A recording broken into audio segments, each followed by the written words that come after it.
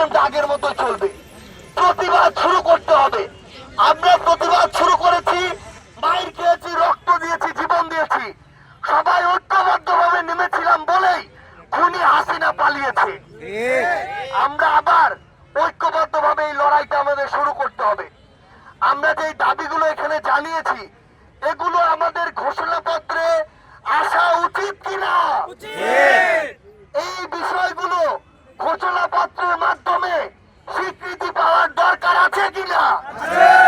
এই যে এত মানুষ রক্ত জীবন দিয়ে আপনারা সংগ্রাম করে হাসিনাকে দেশ থেকে বিতাড়িত করলেন, হাসিনাকে তার স্বামীর সংসারে পাঠিয়ে দিলেন, এটা ঘোষণাপত্রে স্বীকৃতি দেওয়া উচিত কিনা।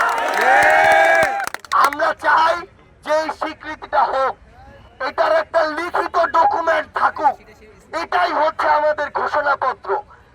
আপনারা রায় দিয়েছেন যে এই বিষয়গুলো ঘোষণাপত্রে থাকুক এবং এই স্বীকৃতিটা ঘোষণাপত্রের মাধ্যমে সংবিধানের কোনো একটা জায়গায় লিপিবদ্ধ থাকুক।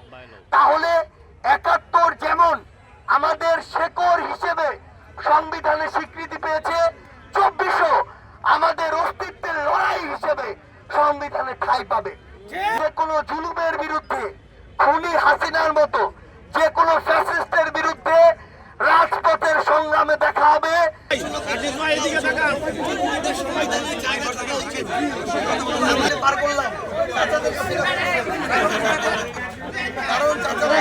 খুনি হাসিনাকে দেশ থেকে দেশ ছাড়া করছি, এটা আমরা চাই। তাদেরকে এটা দিবেন, যে পড়াইবেন সমস্যা নেই, হ্যাঁ এটা বাড়িতে দিবেন।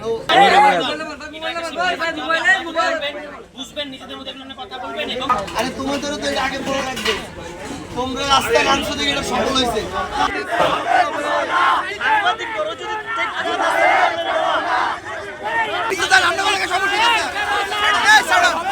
সমস্যা